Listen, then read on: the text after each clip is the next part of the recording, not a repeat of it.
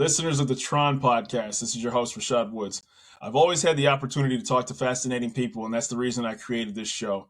And nothing epitomizes this curiosity and the opportunity to talk to interesting people like the current guest that I have right now. She's an author, a former nun, archaeologist, I believe former archaeologist, and all-around global and world traveler, N.L. Holmes. Thank you. Hey, this is an honor. This is. I mean, your biography, honestly, I'm not trying to be, probably heard it sounds like Indiana Jones. I can't. It's kind of spotty. Yeah, Fortunately, there's nothing that locks you into one path in life. It's amazing. Can you please just dive into your background, please? Well, I grew up in Texas, and I knew from a very young age that I wanted to go into archaeology. But I got sidetracked at college.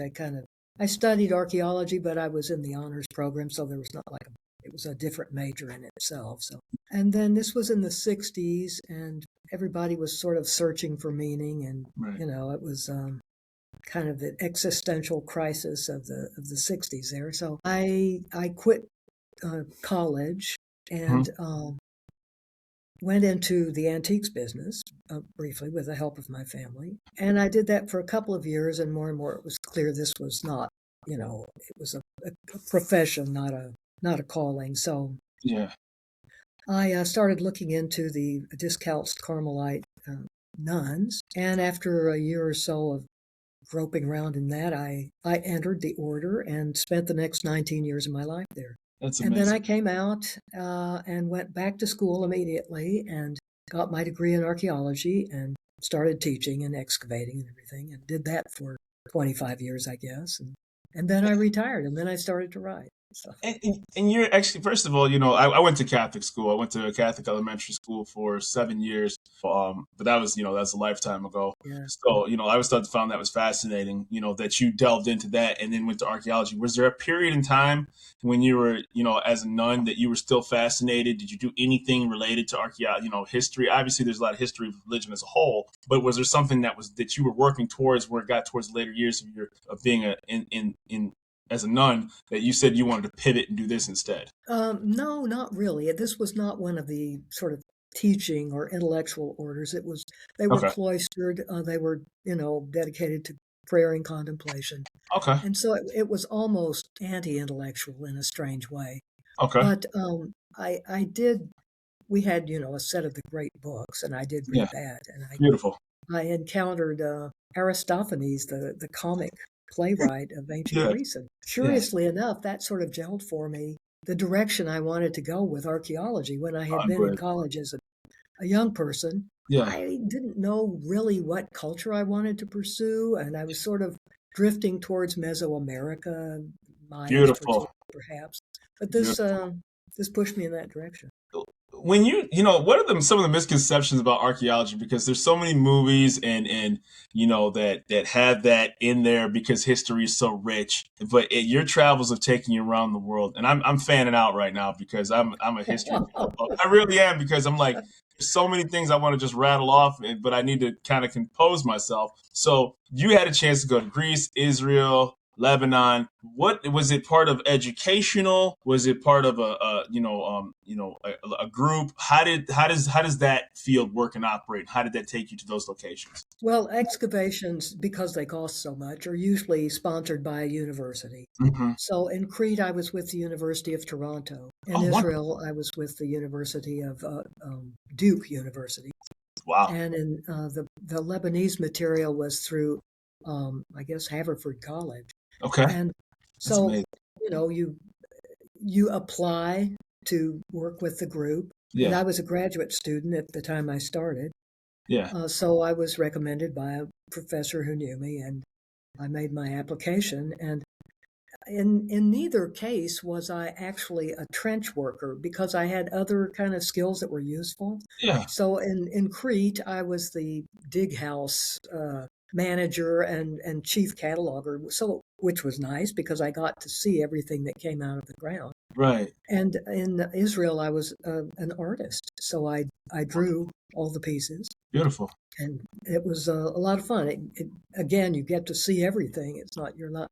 Occasionally, I would substitute as a trench master if somebody had to be absent. So I got Okay, my what's field that experience. position? I'm not familiar with that. That would be like actually supervising a Okay, group of workmen in a okay, trench. okay, Yeah. okay. I saw, one of your interviews you had done before where, this is backdating a bit off this topic where you were actually said that in Florida that they were finding cemeteries and things under buildings and various other. So the unfortunate reality is a lot of these historical places with a lot of things now have current buildings and businesses that are over on top of them. That's got to be a Oh, challenge for yeah. your work. And then people's relatives and descendants or history that was lost, so to speak. That has to be a large challenge of your line of work. Yeah, it is. There's a whole branch of archaeology that they call um, gosh, what is the word now? Well, it's the people who run in ahead of a construction job Hmm. and try to excavate to some extent, just enough to know what's down there. And Of course. for example, in Athens, when they were digging the subway system Oh before my the goodness. Olympic Games, Yeah. everywhere they dig, they kept finding, ancient buildings, and they'd have to Unbelievable. rush the archaeologists down there, and so now Yeah. they have them all displayed in the Yeah. underground, so you can For kind of sure. see them. But still, it's frustrating because you can't take the time. Yes. And normally, when you excavate a site, you always leave a corner Yeah. undug so that future generations with better technology can come back and learn more out of it. So all that's Unbelievable. unfortunately salvage archaeology. That's the term I was. Yeah. Well, I just find it, because, is it better? How does that work? Is it the preservation of it once it's located and then it's better left as a historical landmark walled off? Like, how does that process work when things of, Well, of high level value or history are found? usually when they're cleared, they will be, if it's sort of minor value or at least of lesser public interest, they'll fill it back up Okay. with dirt, so Oh, so wow. it doesn't degrade further. Right. But in Right. some cases, like the excavation, well, both the sites where I was excavating, they're left cleared and they're turned into a kind of park Okay. where people can come and you have walkways indicated Yeah. here and there, and Right. hopefully you'll keep the tourists from walking on the stone walls and stuff and Understood. ruining them. But there's no guarantee. So Absolutely. really filling them in is best, Oh, man. but you don't want to deprive people of the beautiful spectacle of a Right. city. For example, in Crete, it was a port city. It was right on the sea. It was literally covered by the sea to some extent, and that part was lost, of course.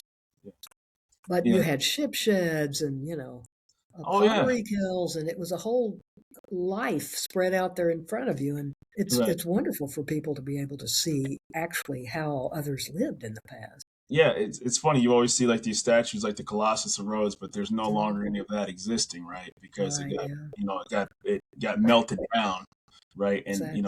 And it was an inspiration for the Statue of Liberty. So Yeah. that's fascinating. I love stuff like that. Obviously, I'm a surface level conversation when it comes to your level of expertise, but I love looking stuff like this up. Well, great. I mean, that's archaeology needs to interface more with the public. I think we've kind of talked back and forth to ourselves long enough.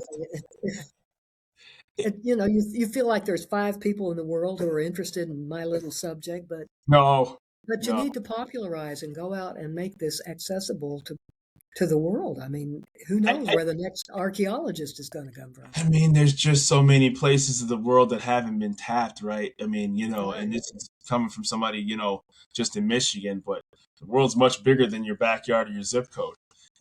Well, and there's plenty of archaeology in Michigan too. Native American sites, very Yes, important. absolutely, absolutely. And just being able to every time you drive, there's a story or a history behind that Right. road, that woods, that building, or what's underneath it. And I think too often people look at things at the surface level. Now, you are a prolific author, and obviously, I think I've just touched on your archaeological work as well as your nun um, work. But I'm really fascinated about you as the author, and you have several best-selling books as well too. How did you transition into authorship? Well, I grew up in a family that loved books. I mean, we read aloud to each other as entertainment, and my cousin and I would sit around and, write mini novels as just to have fun. And so it was not a huge jump. Yeah. And this same cousin had actually written and published a book.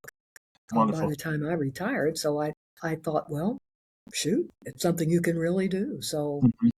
um, I just got in there and started writing, read a lot, and Right. I looked at lectures went to conferences and things just to see what the procedure was, Correct. how to produce a text, and then how to get it out there too. So I went through all those hoops and then started writing. And it was easier than I expected in some ways. Mhm. Maybe because I had a fair bit of stuff to say. I mean, listen, not a lot of people can come from that background. You hear people all the time that want to write a book, but you have the background, and and I say this respectfully to people who write. You have a large story to tell about the things that you want to talk about, and the Yeah, you basis have to of have your a story. yeah, and the basis of your writing was based on a lot of lived experiences that you had. And how do you weave historical fiction? Because those are always funny when you watch a movie or watch a show, and then you have the people who come on, and say that's not what really happened, but I was really Yeah. entertained, right? I mean, we're here to be entertained. So, Well, in the first place, it sort of harks back to what we were talking about a minute ago. The idea of bringing history to the world, I mean, in a popular way, so people can understand it, and it isn't so dry and boring. oh, It becomes something living. So right, that's kind of how I saw my writing as well as my teaching. It right, was a matter of sort of slipping some solid, reliable history in with a human story right. so that people could enjoy the story, maybe learn a little something about human nature, which Of is course. always the what a novelist is trying to do, but then also learn some genuine histories. Most of, or I guess pretty nearly all of my books start with a historical event or a fact Right. or people who are real. Yeah. And then you just sort of turn your imagination loose and think, well, why did King so and so make this decision and not something else? What kind of person does that mean he was? Or Correct. what sort of factors was he dealing with? And you put yourself in their head and you just start living forward, and the story unfolds as Yeah. it would in real life, according to Absolutely. the decisions you make. For sure. And so you have several different novel series, the Lord Hani Mysteries. Can we Mhm. go into details about that, please?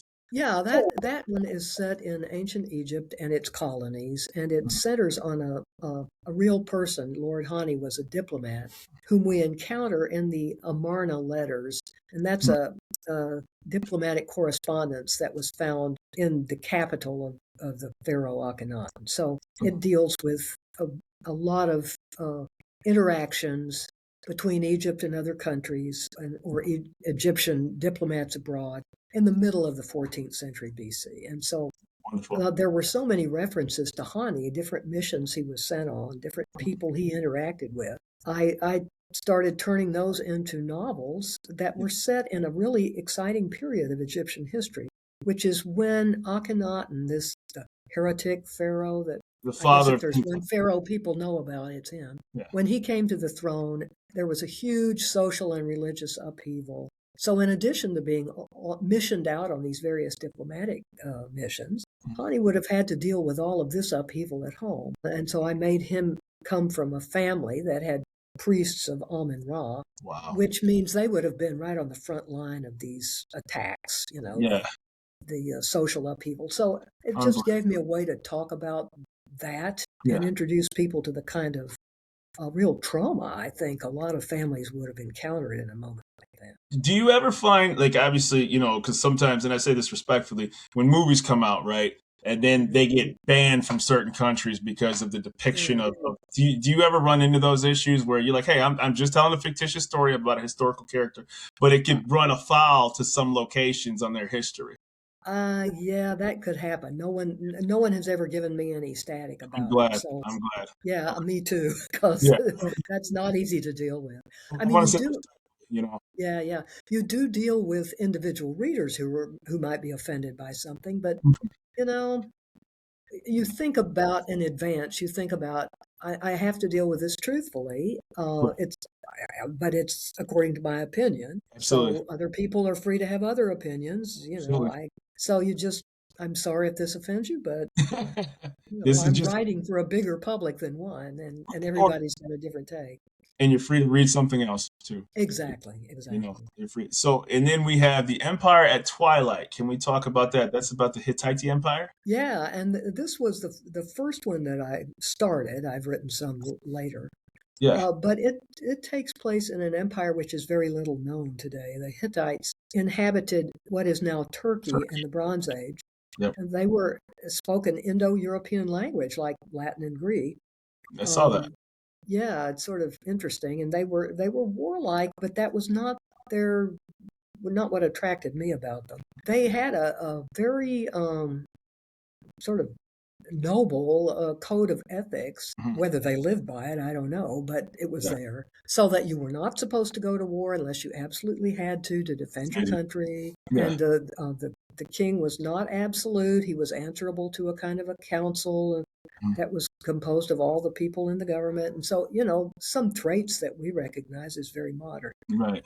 He wasn't an absolute monarch, in fact, in the way that the Egyptian king was. So I wanted to kind of tap into that interesting thread. We don't know a whole lot about them in some ways, but we do have enough documents to, we know some things that happened to them, and we get some glimpses into the personality of their readers. So, that seemed like an interesting place to start. I would certainly be a fan of that work. I have to imagine, like, just in my head, I'm like, I gotta imagine, like, with all the movies and shows that come out, and I don't want to, in case something is in the works, but this seems like some stuff that would just be a fascinating TV series, miniseries. I would think, yeah.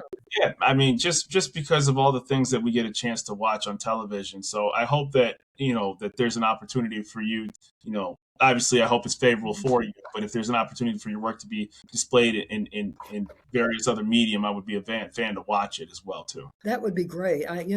From your mouth to God's ear, as they say. Yeah. It's not easy to get picked for a series, but I'm sure it's not. I'm sure. I think, in particular, I think the Egyptian stories would be interesting. I mean, because the thing, here's one of my questions too, is what are some of, and there's another series obviously I want to talk to you about as well too, but what are some of the misconceptions about ancient Egypt, if I could ask? I'm sorry, I didn't pick up on that. What are some of the misconceptions, because there's so many series that are made on Egypt, what are some of the misconceptions that we see on TV and film that you have found out, like, hey, that's really not true, or they did this instead? Well, I have a kind of a pet peeve about the way Akhenaten and Nefertiti are treated in most. I mean, somehow he's gotten to be this hero, the first monotheist and all this benevolent person who gave everything to his country. He was an absolute monarch who just drove his country to bankruptcy to further his own ideas, which were not monotheistic, by the way. It was a political move in order to curb the power of the 𝐻𝐸𝐻 priesthood, and it was devastating. You can like it or not, but the 𝐻𝐸𝐻 priest had held about 40% of the land in Egypt, and you take that away and put it all in the king's little parcel there, and I mean, it makes a bad situation worse, from what I can tell. So I think that has been treated very naively, and you won't find any Egyptologists who like him, but you'll find an awful lot of readers of popular literature who do. And so if I can blacken his name a little, I'm here to do it. It's awesome. Okay, because I was just curious about that. I was like, how does that get woven? Because obviously people, fiction can tell one side, and if you don't research those particular things, it could ultimately become the truth, so to speak. I mean, as I've said before, everybody's entitled to an opinion, but if you look at the facts and examine them with much depth, it was not as pretty as we like to think. I watched a documentary, when they were talking, I think they were doing, like, I'm prefacing this, it was either about the pyramids or it was about how they were doing with, like, to irrigate water systems, and everything was being obviously chiseled by hand, so to speak, right? And there were thousands and thousands of people, and it was so detailed they could even tell if people had back and foot and physical problems based upon how the stone, how these things were laid upon each other. And it was so immaculate and so detailed, and they're doing all these things without, a book or a reference point of how to actually do this, and they're doing it from scratch. That's got to be something during your work that you have to sit back. How did these people manage to make things so even without any Yeah, sort of traditional math? it is amazing, but it just goes to show human beings are really smart. If you give them a problem, they Right, go out and solve it for with sure. perhaps very primitive tools and simple principles like water lies Mhm. level. It's Yeah, the people have tried to reproduce the accuracy of the pyramids, and they can't do it, isn't even that with a yeah? I modern saw that modern on there. engineers. I saw So that. the good news for the king of Egypt was that he had a limitless supply of work, and they were not slaves, by the way. They Okay, were citizens paying their taxes in labor. So they would owe the king so many weeks or months of labor. And if they were skilled, if they were a stone cutter, well, all better. But if they were just a farmer or something, they would either provide food for the workmen or they'd get out there and haul rocks or something. So it was uh, almost limitlessly funded because the king owned all the resources, correct. and he had the best of all the workmen at his disposal, and it was So you have the just cream. incredibly motivated. Yeah, So you have the cream of the crop and an unlimited group of people to do it. yeah, and of course the fact that the Nile River was really the highway of the country Right. made it possible to ship huge, heavy things right up to, they would dig channels and basins right up to the work site. And so they Right. could float these monstrous stones right up to where they needed them and then just I drag them saw that in across. the documentary as well too, and I don't remember if it was that or Greece, but they talked about that there might have been the largest boat in history um, at one point. Probably the pyramids. I know. Well, I don't know. There were some pretty big Greek boats in Yeah, Egypt once the Greeks took over, but they correct. used to float, for example, obelisks, these great long What single pieces I of stone, saw? Yes, on a huge boat that was so long yes, and thin that it should have cracked down like that. But they yes. trussed it up so to hold it against the weight, Yeah, it was experience. They did these things over and over and perfected their techniques and learned from mistakes. And also they wrote down what they did so the next generation could improve on it. So that's absolutely amazing. That's it's absolutely truly impressive. And one of my characters in the latest series of books is a physician. So that has let me sort of investigate Egyptian medicine, which was remarkably sophisticated for the period. It was far and away more scientific than anything that was going on around them. that's amazing. So, they're genuinely impressive people. Hani's Daughter Mysteries. Hmm. Can we talk about that book series? Okay. Well, that's a cozy mystery series. It's kind of the least serious of all the books, That's okay. least based on historical events. It's Hmm. um, Hani had 5 children, and the youngest daughter is sort of irrepressible, sassy Hmm. little kid who grows up through the Hani Mysteries. We see her start off at 7, and Yeah. she's 24 when the books end. So she gets her own series. She and her partner and a young girl that they have adopted as an apprentice. And so it's not about their work as doctors, but that plays into it. And we see them analyzing poisons, for example, in a primitive way and treating wounds and even doing things like amputating. So it's let me do some research into a really interesting area. We Well, happen to have 5 or 6 old papyrus manuscripts about medicine. So we know they had case books. And it wow. would give symptoms and say, if you see these symptoms, this is what's wrong, this is what you Oh, do. wow. If it reaches the point where you start seeing this symptom or that symptom, tell them you can't treat them. So, Yeah. Yeah. it's really interesting. And it's an interesting mix of sort of witch doctory, hocus pocus, you might say, Okay. and genuine sort of folk medicine where you use things that probably were proved over time to have real value. For example, willow bark, Okay. which contains salicylic acid, and that's what's in aspirin. So That's amazing.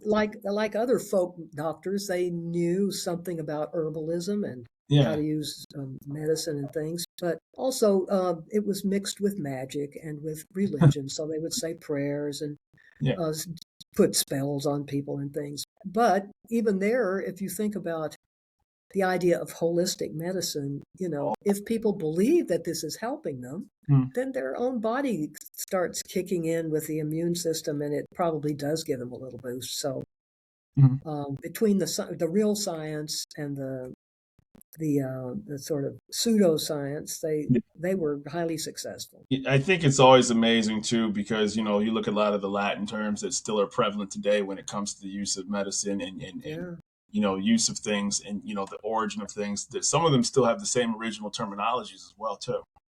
Right, it still works. It still matches what we see. Yeah, it's pretty amazing. Oh, this is an interesting factoid. You'll like this because you're interested in this. The RX that we use to symbol drugs, that started out as the Eye of Horus, this long eye with a thing sticking down that was the hawk's eye with the line of feathers that comes down on the hawk. So that was originally what that was, and then the Greek physicians in Egypt turned it into letters because that's what it looked like too. Yeah, that's kind of fun. That's amazing. Yeah. That's amazing. And like I said, unless you're in that, and then we default to stuff just because that's what all we think of, but we never, Right. Yeah. Unless you kind of go into it. Yeah, that's fascinating and as amazing. What's the life like of a retired archaeologist? Obviously you're a prolific writer, so you've segued into authorship. Yeah, but you still get called for things like to or anything like that? Not really, because I wasn't a specialist in any particular area. I chose to go general. Okay. And I taught a wide variety of classes, which means that, it's not like if you find some potsherd from the 12th century, you call on Nikki. I mean, I was not that kind of drilling deep expert on any particular thing. So right. So no, my life as an archaeologist that's part of the past now. Except that I'm still doing research for my books. That's I try to keep up with the latest what's going on, just so I don't present falsities to my readers. I would certainly suggest that even though you're retired, you still have a highly level of skills that most of the world would never be able to tap into. So certainly they would if they studied. It just got to take a little time and do it. It's basically all. Absolutely. Is there anything that we have not discussed about your career and life that you would like our audience to know? Well, I as I mentioned, I was an archaeological artist for a while. All my life, I've done a lot of visual art, painting, and other stuff. And I think that actually has influenced my writing to some extent because if you paint, it makes you very conscious of what things look like, effects of light and shadows and stuff like this. And then you want to present that to people in words as part of the background of the setting of your book as you present it. So, yeah, I think that has colored me as a writer, I hope in a good way. I think that I've always said this to many of my fascinating guests on my show, but this is certainly one of the top for me because I always watch all those documentaries and books that I read, and I'm a Wikipedia. Obviously, Wikipedia. I'm sure you're like, it's not accurate, right? Don't just Wikipedia everything. No, it's actually not bad. People don't let it stay inaccurate very long. Right. They have scholars and people that that update it, and people. But all the things that I read, and I'm like, wow, I get a chance to talk to somebody who lives this medium and this lifestyle. And so, this was certainly one of the more fascinating opportunities. And I feel like half an hour is kind of an injustice to all the things I wanted to dive into, but I want to be very cognizant and conscious of your time as well, too. So I hope that I get a chance to watch one of your books get adapted to TV, film, or miniseries. Put out good vibes. Listen, I'm just a podcaster, but I certainly think that there's an opportunity and an interested audience in it. It has been an absolute thrill and an honor to be with ML Holmes on the Randomness of Nothing podcast. Thoroughly enjoyed it. Thanks for having me. I appreciate it, and you have a wonderful day. Same to you.